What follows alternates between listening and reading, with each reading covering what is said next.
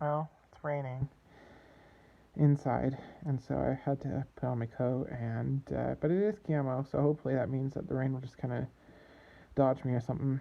That's what the weatherman said the other day. Camo tends to deflect the drop. So while I try and stay dry, we're actually going to take a little look-see-loo through the bookshelf here, and we're going to be starting with the Harvard Classics, the 5-foot shelf of books.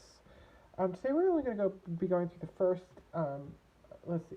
I brought my measuring thing, which it's actually a cutting board for quilting, since that's the only thing I could find. But so we're going to be going through about um, I'd say about close to 2.5 feet. So if you factor in all that, that's a lot of learning. I have read, and in another edition we'll go through the other volumes, but I have read these books a number of times. I'm on my third round currently. I'm actually in volume number 42, and it's all very insightful. So I'm going to introduce you to what resides in each one of these editions.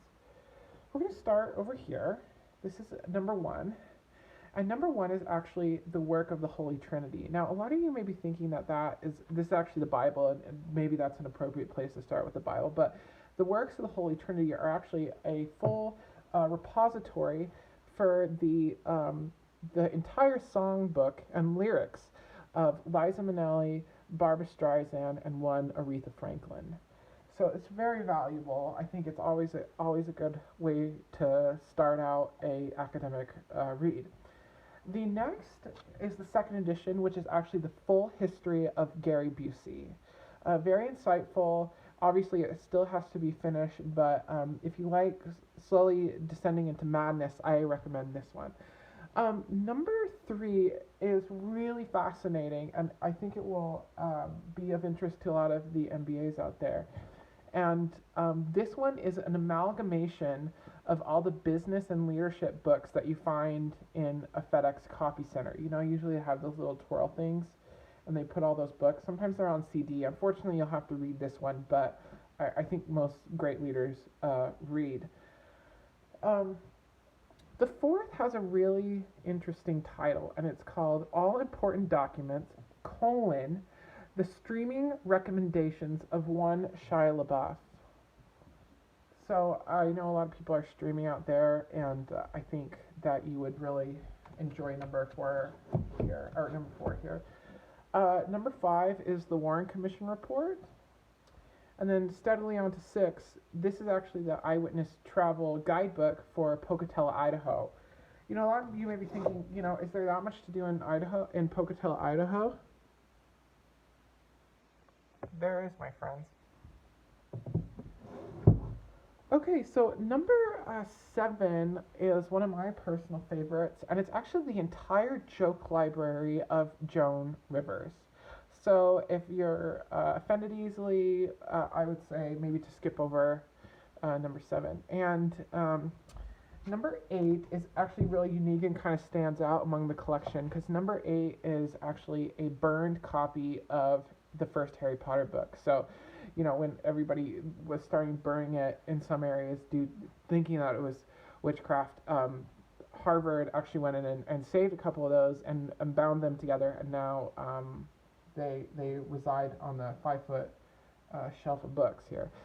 All right, so next we're on number nine, and I think number nine is I think it's a must read for everybody out there, and it's the philosophy of the sham wow guy. You know, how great is that? Okay, next we're going to move on to 10.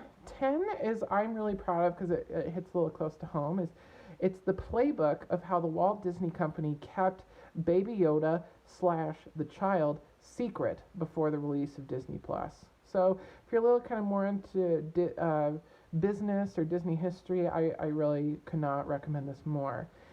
Um, let's see. 11 is great for all our East Coasters. The 11 is the colorful language of New York City cab drivers. So, again, a full list, almost 300 pages worth of just colorful language that you might hear from your cabbies in the New York metro area.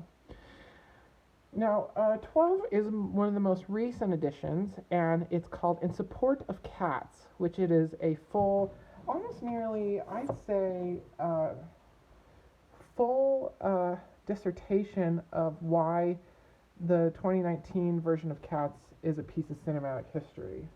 But we will quickly slide that back.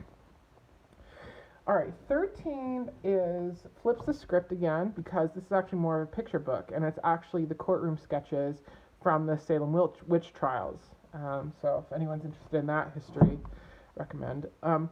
14 is not for everyone. I'll let you know that because it is all the equations of Albert Einstein. So again, as you saw, I'm a physics guy, and so I find this really fascinating. But if you're not, all about derivatives and the square roots of shepherd's pie, then you may just want to go ahead and skip, which is okay because next is 15, which I think this one really is the modern day way to survive in today's very www kind of world. And it's actually, the title of it is called Responses for When He Slides Into Your DMs. So I'm sure this is going to be a hot one to pick up, but you can't just pick up one, you have to buy the whole 5-foot shelf. 16 here is actually a full thesaurus, but it's a thesaurus for only one word, and the word is like. Like, when I say that, I could go in here and I could find a different word to use, like, so it wouldn't sound redundant. Like. 17, if you're nostalgic for the late 90s, early 2000s, and I think you're going to really enjoy this one because these are the complete and full transcripts of every episode of SpongeBob SquarePants. 18 is actually an exclusive scoop that Harvard got, and it's actually Snooki's PhD dissertation, which was entitled Tides and Crimes Caused by Them. Snooki has gone on to do some really great additional writing. Okay, I know we're kind of getting off screen here, but we're going to keep going. 19 is actually the lyrics repeated over and over for the song. They're coming to take me away, ha ha, hee hee, ho ho, to the funny farm where life is blah. That song, right? So, if you'd like to get your hands on this, it's just kind of a repeated thing over and over. I really don't understand why they included it in the collection here. Okay, so we're getting close. We're going to go through 23. Here I have number 20, and 20 is the full penal code of West Jersey City. They know their stuff, guys. They know their constitution. And, well, let the record show, right? Objection.